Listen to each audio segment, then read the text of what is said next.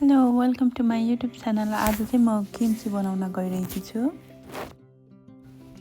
सुरुमा चाहिँ म यो नपा क्याबेजलाई राम्रोसँग धुन गइरहेकी छु।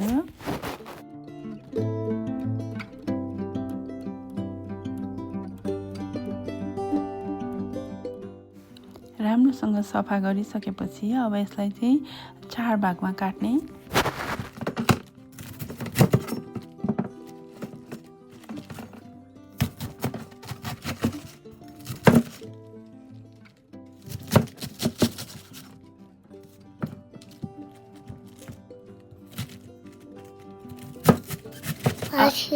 अब यो क्याबेजलाई भिडियोमा देखाए जसरी नै काट्ने।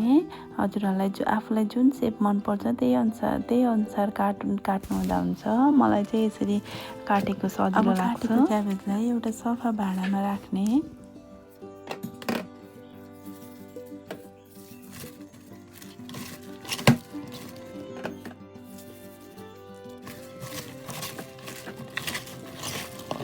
अब यसमा नुन हालेर मजाले मिक्स गरेर 2-3 घन्टा भिजाउने।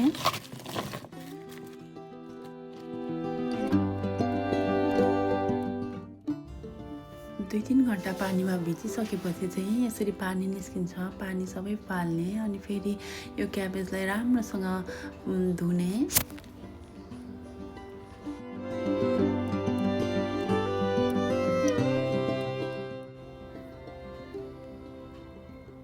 अब चाहिँ पानीहरू सबै तर्कियोस् भनेर मैले चाहिँ यसरी राखेकी छु।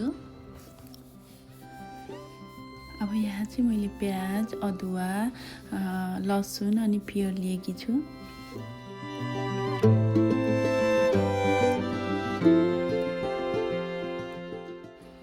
यहाँ चाहिँ मैले 2 teaspoon fish soya sauce, 2 teaspoon dark soya sauce, 2 tablespoon Korean chilli र प्याजलाई ब्लेन्ड गरेर राखेको। अब एउटा सफा भाँडामा सबै इन्ग्रिडियन्ट्सहरू हालेर मिक्स गर्ने। सुरुमा चाहिँ मैले ओनियन पेस्ट हालेकी छु।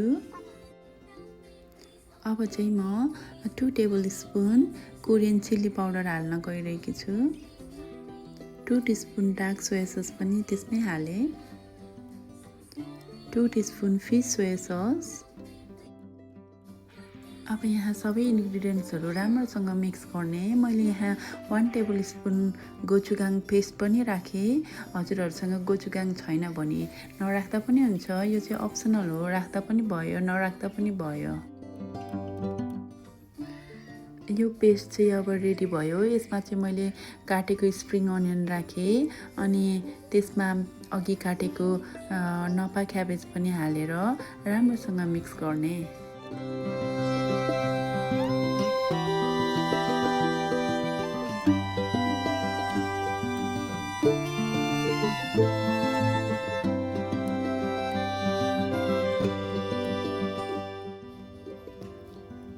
यो चाहिँ अब राम्रोसँग मिक्स भइसकेको छ। हेर्नुहोस् त राम्रो कलर पनि आएको छ। अब यो चाहिँ सफा जारमा हालेर राख्ने। अब यसलाई एयरटाइट कन्टेनरमा यसरी राखिसकेपछि होल नाइट चाहिँ फर्मेन्ट हुनको लागि रुम टेम्परेचरमा नै राख्ने। भोलिपल्ट चाहिँ फ्रिजमा राख्ने अनि आफूलाई कहिले खानु मन लागेको छ झिक्दै खाने। अनि यो चाहिँ जति अमिलो भयो उति मिठो लाग्छ मलाई चाहिँ। त्यही भएर म चाहिँ 5-6 दिनपछि खान्छु। अहिलेसम्म हेरेर साथ दिनुभएकोमा धेरै धेरै धन्यवाद।